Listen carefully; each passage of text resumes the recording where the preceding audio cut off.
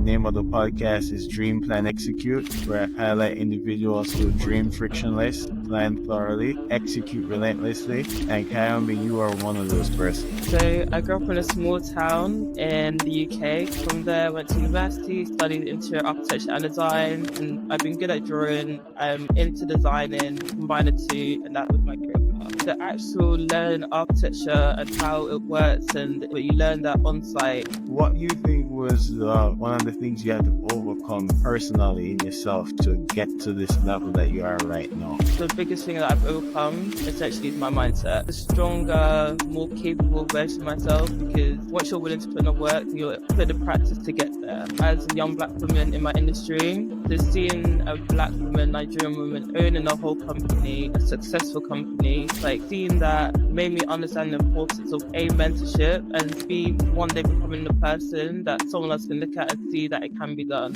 How do you protect yourself from burnout? I do small things like I go for runs now. I do sunset runs or sunrise runs. I feel that seeing the skyline across the bridge helps me to calm my mindset and remind me why I came in the first place. The way I plan is I have a 5-year vision. That's how I plan. So that's the ultimate goal. So for me to get there, I need to become excellent at what I'm doing now. Open up those opportunities for that to happen one day in the future.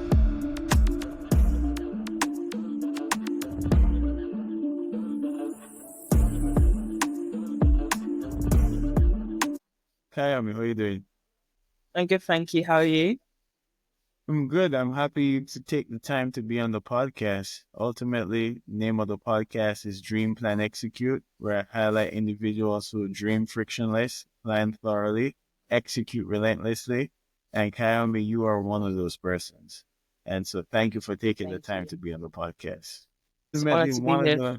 I'm happy. So ultimately, before we get into the meat and potatoes of the pod, I always want to highlight what made you get to the point where you're accomplishing the things that you're accomplishing. So let's start from the beginning.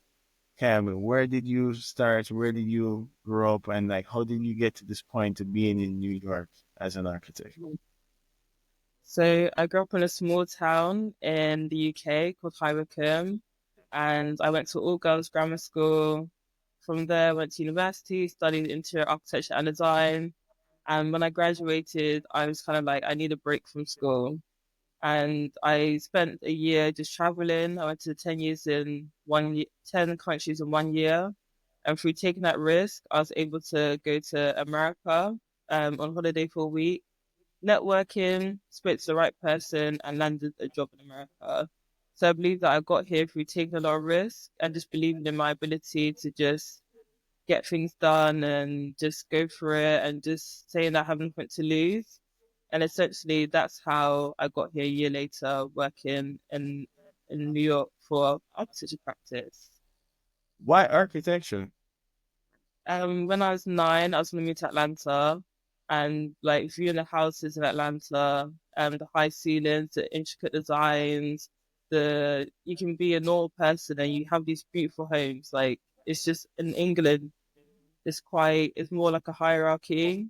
So to live in a home like that, it costs millions. Where in America you can buy some land and build from scratch. So I feel like seeing those houses and seeing how people are living opened my mind up to what you can do, as well as what I can create for other people. And I've been good at drawing. I'm into designing, combine the two, and that was my career path. And so for you, was it something that you felt in your heart as a kid, or is it something that you developed later on in high school? How did you know that architecture was that thing for you? For me, I was more interested in the design side, and then speaking to my dad, he's more of the money. Where's the money? And he Right. said architecture. Architecture. So I was like, I'm not sure I want to do architecture, but I was reading through syllabus when the university give you the courses that they offer. Right. And there's one course at Lincoln University is interior architecture and design, and I was like, this pleases me.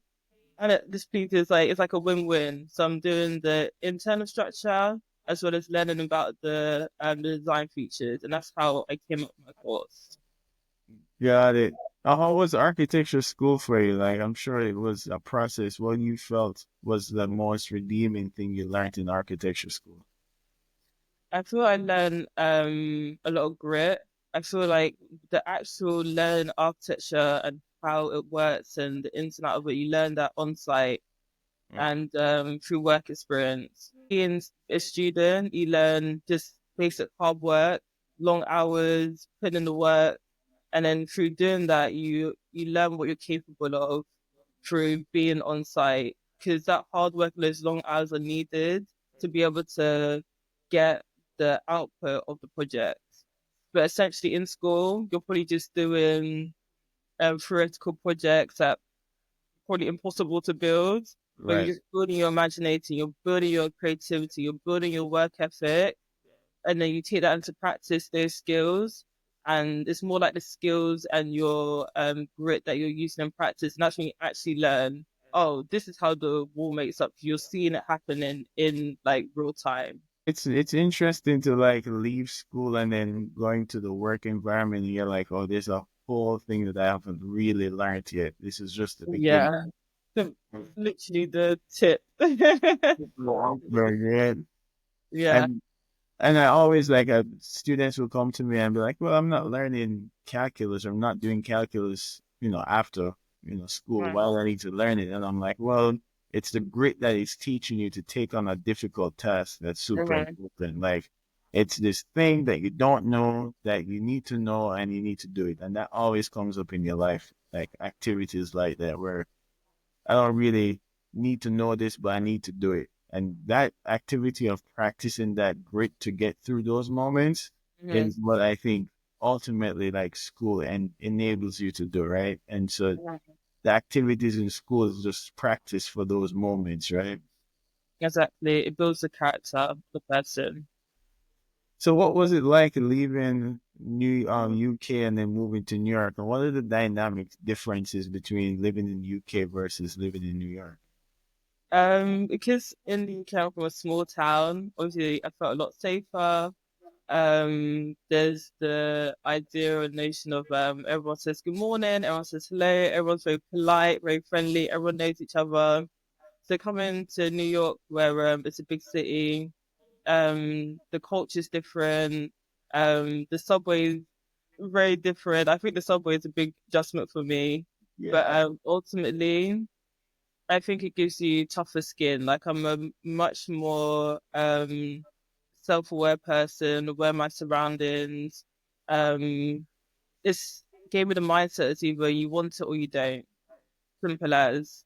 I feel like in the UK, it's more like you get your degree, you get your master's, you get a good job. It sets you up that way. In America, you cannot have a degree, you cannot have a master's, but if you want something, you can get it done because you'll find a way to get it done. But I think that's what the mindset gave me. Like strengthens your mindset, gives you tougher skin, and makes you realize that if you're not gonna do it, that's great, but someone behind you is gonna do it for you instead. So I think that's the one of the main takeaways that I have from New York. Yeah, no, New York is the saying, if you can make it in New York, you can make it anywhere, right? So Literally. it it is tough, or they say New York tough because it's a competitive market. It's one of the Yeah. strongest structure markets in the world, and Mm, there's a lot of persons coming for the food, you would say. mm, So if you don't want to do it, somebody else is here who wants to do it, right? And so yeah. you kind of fight for your spot and hold your spot there. What would Mm. you say ultimately is like some of the signature strengths or that you've noticed in yourself, and how did you develop these skills over time? I believe I've gotten a lot better at communicating. I think in the UK, I was a lot more maybe introverted, a lot more relaxed, reserved. So I still can be, but it's learning the skill of speaking up because as soon as you speak up, that's your personal brand. And like every time you speak to someone, that's like a mini interview. They're assessing you. They wanna if you're worth speaking to. And in those moments, it might be scanning the room to find someone else that they feel is more important to speak to. So it's just understanding communication, understanding those leadership skills. And once you have those, you can really stretch yourself out into any industry because you're able to present yourself well enough that people want to listen to you, respect you, and then you can go that route forward Mhm. instead. If that's clear.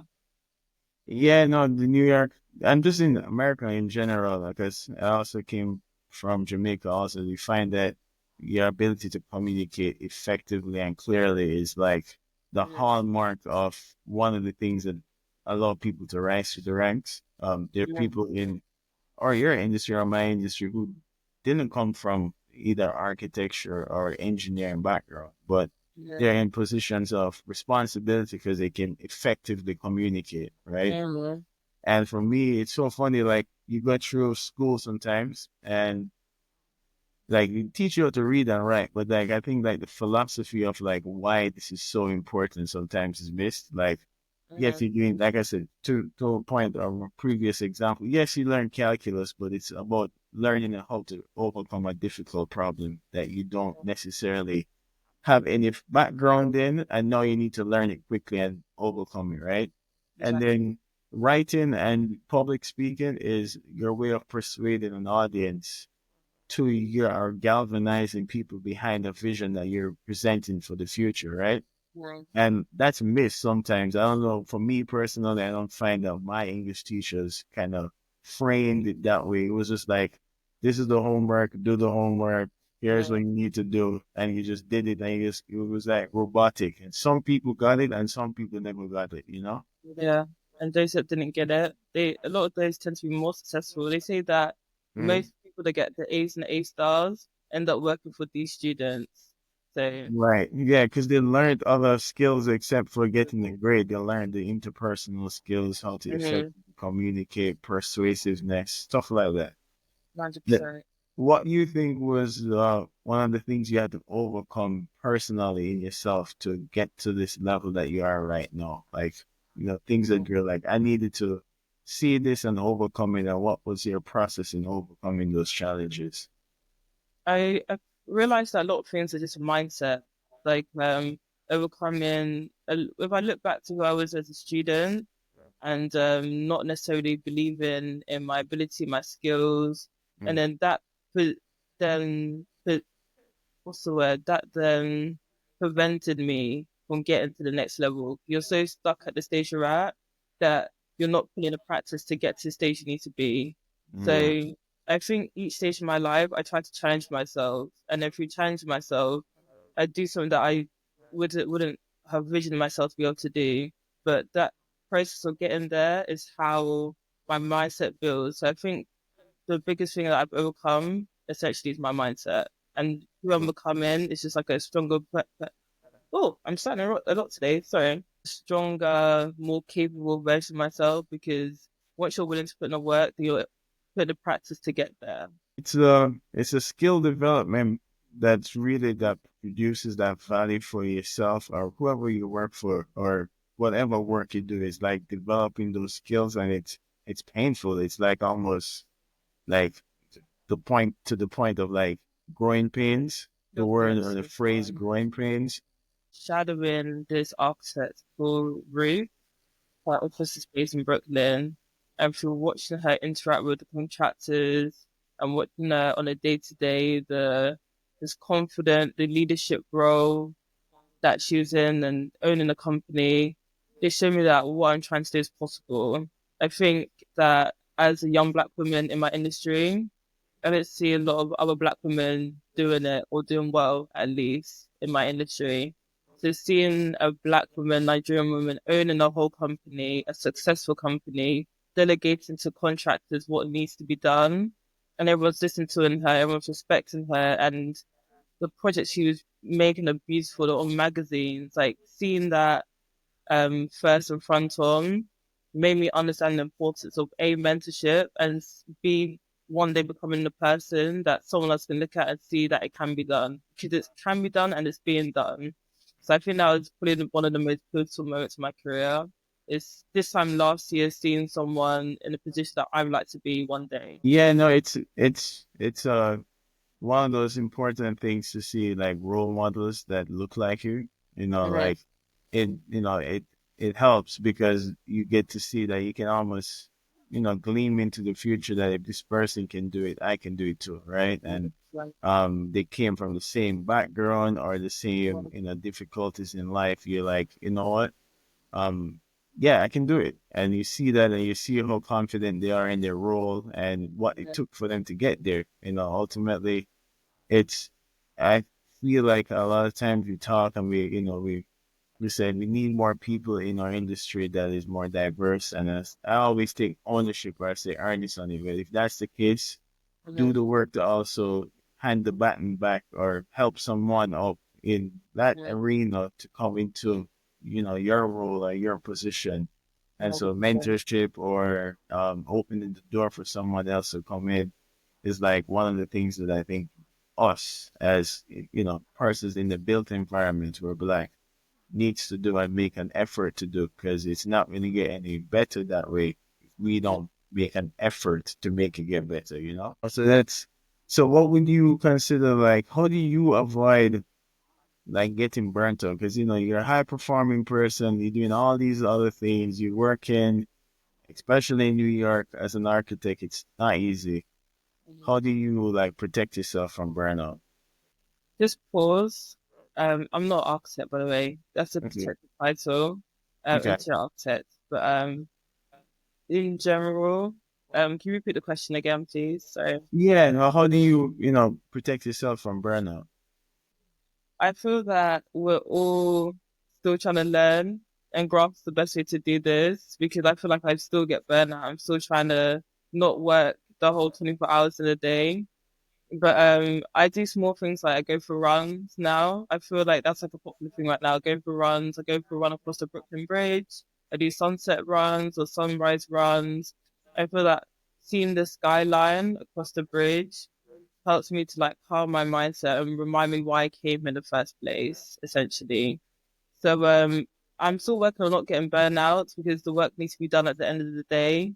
But Right. doing things that remind you the ultimate goal, such as the runs, the going for walks, the galleries, and maybe going for a dinner in a beautiful restaurant that you wish to design one day, it ultimately reminds you of the end vision and that keeps you going, essentially. Yeah, no, it's funny for me. I do like jiu-jitsu or boxing, but I find that like taking my mind off work through something like it physically intense helps with just Yeah. uh dealing with it's like you're almost relieving the pressure or that stress that's built up in your head. Like after a hard day of work and your head is hurting you, like I might feel drained to do the activity, but if I, Yeah. push through and go for a run or go and play tennis or something else, you kind of Yeah. feel a lot like the pressure that was built up in your head just kind of alleviates by doing stuff like that. Just so that you enjoy it 100%. And Yeah. so, is there any other activities that you do separate from running that helps with that? Books you read or anything else like that? So I'm reading a book called The Compound Effect at the moment, and it's essentially doing small, smart things now, and with time and consistency, it makes big progress. So I read a lot of financial education books, a lot of personal development books, to just keep building my mind, my mindset. And I remember saying before I do hot yoga on a Sunday as well, just Right. to work out all the stress and that's what I do essentially. Anything to do with architectural walks, hot yoga, runs, and then just keep challenging my mind, building my mind, building books that help me to just keep going and learn how different people work, different mindsets are, the psychology of different human beings. Um, when you interlink it all, I guess that's what I do in between. Yeah. So, what are the things that you like? For instance, when you're going through your process of planning, right? Like you have this grand vision for yourself. I Well, do. let's talk about the vision. Like, what is it that you see in the future that you would like to accomplish, and how do you go about that planning process for accomplishing those goals? I believe that a lot of people, when they speak to me, they say, "You're so young, you have so much time. Like, just Yeah. calm down for a second."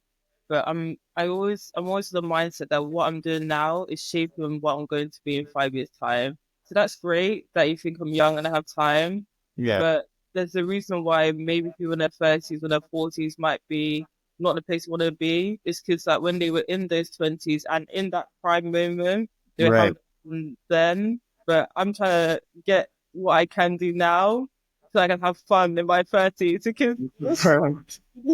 I need to be on top of it, Right. especially if you need to be on top of it. So the way I plan is I have like a 5 year vision. I haven't thought 10 years as yet. I think that's like I need Yeah. to that's a little bit. 5 years, ultimately I'd love to be completely remote or in a senior position where I built my skills to that point that I can either branch off or continue to build on what I built already. Remote because I want to have the flexibility to work and travel. I love to live abroad, build my property portfolio abroad in Southeast Asia, different countries, different places, or just have a position, senior position where it allows me international travel. So not only am I designing in America, I'm designing in the UK, I'm designing in Australia, I'm designing in Ghana. So just having that ability and flexibility and having your time to choose what you want to do, um, that's how I plan. So that's the ultimate goal.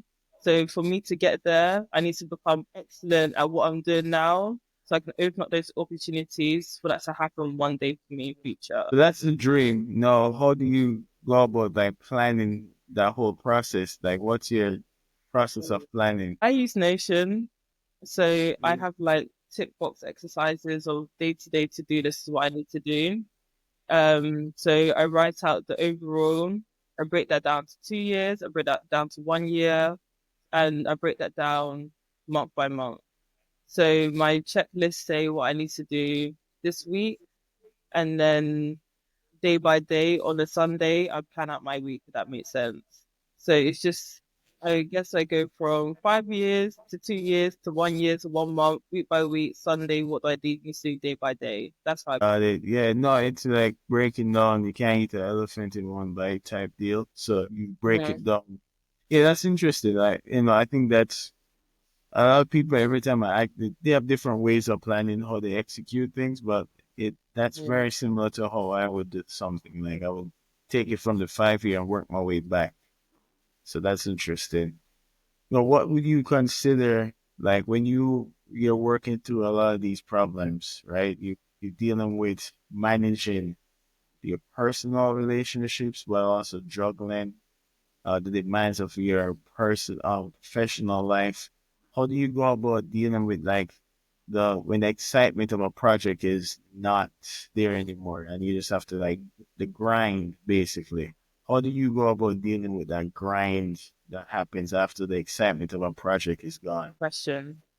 Um, how do I deal with, I think when you're there, you always think about what the ultimate end of the project's going to be. And I need you to repeat the question for me one more time. Yeah, like how do you deal with the grind? Like the day to day churn number and like, watch it feels like, you have this goal or this vision in the future, right? And you actually have to execute it now, right? Like you did the dream, you did the plan, and then the days of when you have to execute it, someone else is calling you, or it doesn't go according to plan. And now there's this grinding feeling, this churn and burn feeling. Like, how do you go about like dealing with procrastination and getting through that whole process? I believe that I isolate myself initially, but I've learned that that's not helping me because I think that while I'm answering the question, I'm speaking to myself right now because yes, I isolate myself, but by speaking to people, they also help me solve my problems. So the way I'm dealing with it right now is I had myself isolated, but now I'm trying to bring some people into the vision to try You're and like open my mind up more essentially. But the answer is that I'm still answering it myself because I feel that's something that probably we all deal with on a day to day. I was still trying to work out when you have so much on your plate, yeah. like just eat the frog. I think I always say eat the frog, but then also there's this secrecy thing where you don't tell people your vision, you don't tell people your dreams. But when you tell the right person, it can lead you in the right direction. So I'm trying to navigate that as well. Yes, I'm not trying Mhm. to isolate myself. I'm trying to find the right people who can feed into the vision. Does that answer? Yeah, Yeah. yeah, no, that's big because depending on who you have in your corner, like they can, you talk to some people and you feel like after you get through the conversation with them that they've given you a second wind, right? Like their words kind of, just made you feel confident enough to push forward. And then you talk to other persons and it feels like it almost sucked the life out of the motivation that you had to do Yeah. it. Yeah. And like, obviously you don't want yes people around you. You want people who are, direct and concise and honest. But you also want someone who is also nurturing, like to be like, you can do it. Or like, Yeah. it's gonna be hard work, but if you do the hard work, you can get it done. And also a little ahead of you too, right? Like they've seen a little bit more than you've seen. They can kind of hold you to like this is the problem that I had. You can avoid this problem by doing this, right? You know? Yeah. Navigate that. No, that's amazing. That's right there is one of the reasons why I believe yourself, Kaiyomi, is going to be successful in the goal that you're trying to achieve. Before you go, I do want to ask you a couple of like questions on regarding how what books you reading right now, like what things Yeah. that you're interested in at the moment. And Yeah. then how's that dynamic with working in New York and traveling, and how's that process working for you at the moment?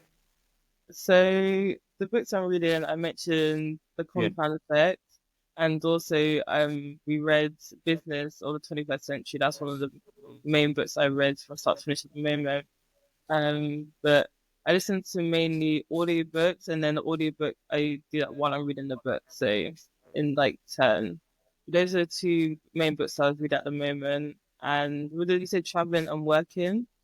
Mm. Yeah, like like I know that once I did some research, you've traveled quite a few places. You went to Yeah. Thailand, you went to like what was like the places that you enjoyed the most traveling to, and what you learned from the whole process traveling abroad and Absolutely. seeing these places. So I did Malaysia, Singapore, Bali, Thailand, Cambodia, Vietnam, Right. Doha, Guyana, America. I think I messed one out, the 10th one. But my favorite one was Vietnam because you have the people in the country enjoying the country. So Right. like I feel like a lot of places like Bali, it's more the tourists were enjoying the country, and the people that actually lived there were more working for the tourists, which I didn't like, Right.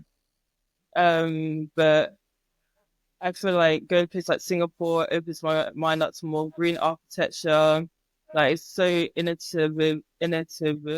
Say the word for me. Innovative. Innovative. The way that they build and the structures they have out there, and by traveling, exploring more architecture. Hopefully, I'll be able to go to Japan soon. It just opens your mind up to what's possible, and I feel like that's like a philosophy of life. Like the more you open your mind up to what's possible, the more you're willing to do, the more risk you're willing to take, and Yep. that those risks are gonna put yourselves in new positions that you couldn't have done if you just stayed in your small town in Hybercombe. That seems to be a theme that you've used in your life. Like you've always just like, let's take the risk and Yeah, go and move somewhere else and see a different place. Like, like the UK is nice, but you came to New York, yeah, pursuing that dream of being an interior architect, and yeah. sky's the limit for you. So before the audience leave, if somebody needs an interior architect in New York and they want to Yeah. work with you, how can we reach out to you? How can we get through to you? So on LinkedIn, it's my name, Kaiyomi Stewart, spelled Kaiyomi, Stewart, the Scottish version, Stewart. On Instagram, it's Watch Kai Space, and those are what I'm most active on. So reach out to me and let's work together. Well, listen, Kaiyomi, it was a pleasure having you on the pod. Like, again, you're somebody that I have my eye on in regards to the way you execute, the work that you've done, It's a tough New York market, but you're gonna make it here in New York. And I just can't see. I can see the trajectory that you're on, and I know you're someone that dream, plan, and execute. So thank you for taking the time to be on the pod. Of course. Thanks for having me. Thank you. I No appreciate problem. it. You have a good day. Okay. See you.